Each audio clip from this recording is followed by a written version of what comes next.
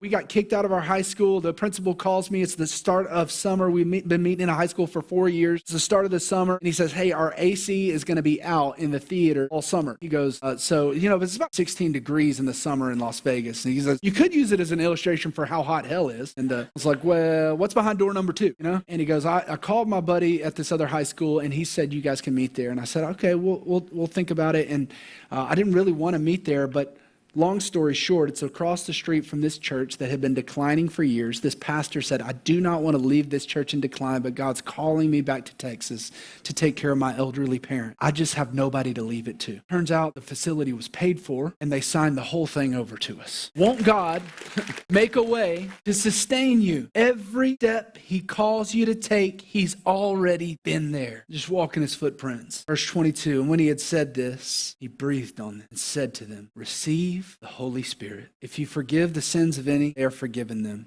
If you withhold the forgiveness from any, it is withheld. How did they have the strength to walk out of that door? How did they have the strength to walk out of that room? How did they have the power to face their fears, knowing that many of them would be martyred, and they actually were? How did they have the faith, the gumption to take that step of obedience? It was because of the power of the Holy Spirit. Here's our final point today.